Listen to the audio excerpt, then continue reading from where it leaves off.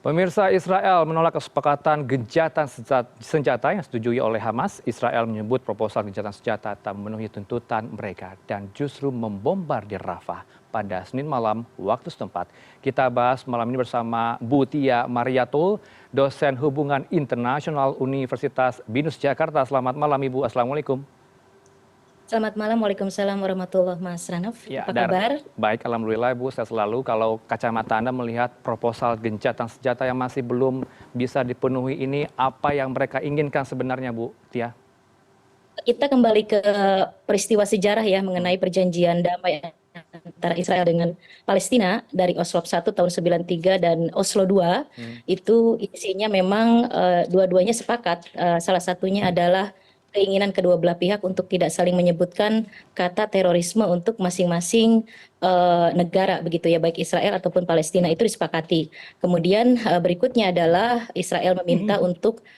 Palestina meminta untuk otoritas pengakuan dari pihak Israel, itu juga disepakati. Kemudian pada Oslo 2 itu terbentuk ada wilayah A, B dan C begitu ya.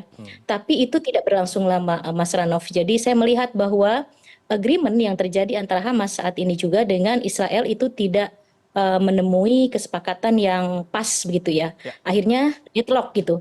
Kita melihat bahwa ketika Oslo 1 dan Oslo 2 dan Amerika saat itu menjadi mediator, itu sangat kuat begitu ya, banyak yang terlibat di situ. Hasilnya kemudian masing-masing melihat bahwa Hamas menuduh Israel melanggar, kemudian Israel juga melihat Hamas melanggar begitu. Itu sudah diperkuat dengan banyak mediator, ternyata failed, gagal lagi. Apalagi saat ini begitu, di mana ambisi Netanyahu itu luar biasa. Ketika terjadi serangan 7 Oktober oleh Hamas itu, Netanyahu sudah betul-betul mendeklar akan menghabisi Hamas sampai ke akar-akarnya. Jadi betul-betul saya melihat, menganalisis dari awal, ini tidak akan selesai cepat. Karena ambisi Netanyahu itu tidak hanya secara mementingkan kepentingan nasional Israel, tapi juga dia mementingkan kepentingan politik diri dia sendiri. Jadi ambisinya itu bagaimana melanggengkan rejimnya si Netanyahu dan partai-partainya yang mendukung koalisinya partainya Netanyahu begitu. Jadi sampai kapanpun ini akan diselesaikan, dan ketika apapun agreement dan Mesir serta Qatar yang menjadi mediator itu pasti akan di-reject oleh pihak Israel. Walaupun misalnya dua-duanya ada win-win solution. Apapun itu poin-poinnya. Saya meyakini bahwa apa yang diminta oleh Israel misalnya ya sedikit timpang. Misalnya Israel meminta semua tahanan itu dikembalikan. Ya tentu saja Hamas juga akan berhitung, tidak mungkin semua dikembalikan dengan catatan tawanan dari Hamas juga dikembalikan. Nah ini yang saya melihatnya tidak ketemu begitu ya. Tidak ketemu, akhirnya Netanyahu kembali kepada plan A, yaitu menghabisi Hamas sampai ke akar-akarnya itu tadi. Ketika di Gaza ternyata Hamas tidak juga bisa dituntaskan, dan melihat adalah Israel melihat bahwa Hamas terakhir itu kekuatannya itu adalah di Rafah. Sementara justru Mas, Rafah itu adalah perlindungan terakhir buat sivil Palestina gitu. Walau bagaimanapun, reasonnya apapun, itu keinginan dan ambisi Netanyahu itu tidak bisa dibetulkan begitu. Harus Artinya, bagaimanapun habis Palestina, Mas. Karena kalau berdasarkan peta, Rafah itu kan bordernya Mesir begitu ya, oke. berbatasan dengan Mesir. Artinya memang betul-betul itu adalah perlindungan masyarakat atau warga Palestina sivil yang terakhir kali. Itu kan tempat pengungsian begitu. Kalau itu dihabisin, tidak hanya akan ada konflik secara antara Hamas dengan grupnya Netanyahu dengan rezimnya Netanyahu, ini akan merambat ke arah keamanan regional. Karena di situ ada Mesir. Di mana Mesir ini sering menjadi lalu langnya masyarakat Palestina mencari perlindungan. Nah, kalau misalnya ambisi Netanyahu mau selesaikan Hamas, kemungkinan yang mereka akan bilang lagi, oh setelah selesai Rafah, Hamas lari ke Mesir.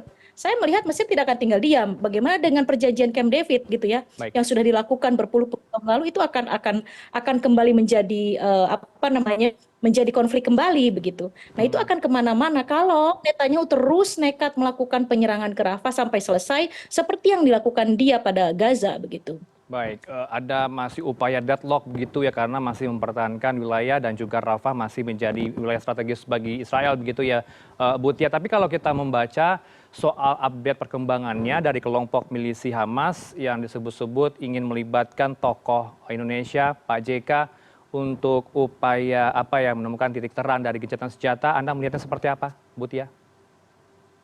Saya melihatnya berat ya, dengan banyak alasan. Satu, kita tidak punya hubungan diplomatik dengan Israel. Ya. Saya melihat betul-betul pure secara perspektif hubungan internasional. Nah, namanya hubungan diplomatik itu ada yang namanya trust. Mas, ada yang namanya disebut dengan surat kepercayaan. Kita tidak punya itu. Bagaimana kita bisa menjadi mediator? Yang paling memungkinkan dalam hal ini untuk mengakhiri konflik Hamas dengan Israel itu adalah Qatar, kemudian Jordania yang memang punya networking yang bagus dengan pihak Israel, kemudian Mesir. Karena Mesir memang punya story atau sejarah dengan Israel dan berhasil dalam perjanjian perdamaiannya begitu. Jadi kalau dengan Indonesia saya melihatnya terlalu jauh lah ya. Susah begitu bagaimana melibatkan Indonesia sementara hubungan diplomatik saja kita tidak ada kecuali people to people ya. Artinya memang dari masyarakat kita bagaimana misalnya punya hubungan yang baik dengan komunitas Yahudi, dengan akademisi di sana, kita beremail untuk bisa criticize pemerintahan Netanyahu ini untuk please stop war dan melakukan gencatan senjata secara permanen. Bukan hanya sebentar begitu ya, tapi permanen. Itu mungkin bisa dilakukan begitu ya. Jadi bukan state to state, tapi bisa melalui komunitas atau people to people. Perjuangan itu kan tidak mesti mengangkat senjata begitu ya. Bagaimana kita berkontribusi untuk Free Palestine.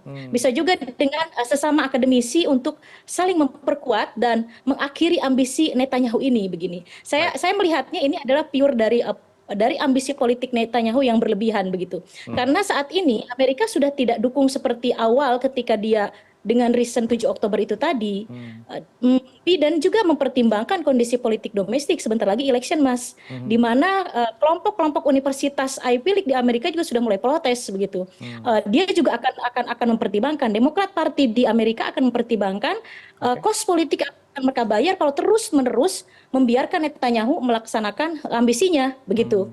Jadi artinya kalau sampai ke Indonesia tanpa mengecilkan tokoh tertentu dan tanpa mengecilkan negara kita memang agak susah kalau dari perspektif hubungan internasional. Bakal Demikian, diterima Mas. dengan baik kah Pak JK akan turun tangan atau bagaimana sebaiknya meskipun tadi langkahnya sebenarnya tepatnya ke Qatar dan juga Yordania, Bu Tia? Ya, jadi dalam kerangka apa begitu ya? Artinya kalaupun menjadi mediator itu kan state yang maju, sementara kita hubungan diplomatik tidak ada. Dalam kerangka tokoh, public figure atau apa begitu ya, kita juga harus melihat. Kalau misalnya Hamas itu kan sepihak Hamas, bagaimana dengan Israelnya? Karena yang namanya agreement itu kan harus dari berbagai pihak disepakati. Kalau dari Mesir, dari Qatar, kemudian Amerika dan Jordania itu kedua belah pihak saya pikir tidak ada keberatan untuk satu sama lain menjadi mediator dan duduk bersama. Tapi kalau tiba-tiba Indonesia muncul, saya agak bingung sih Mas. Ini kalau dilihat dari perspektif HI begitu ya. Agak bingung. Hamas oke mau begitu. Tapi bagaimana dengan Israelnya? Bagaimana dengan negara lain gitu kan agak sulit gitu ya. Agak sulit untuk bisa kita duduk bersama sementara itu dari sipil kita begitu.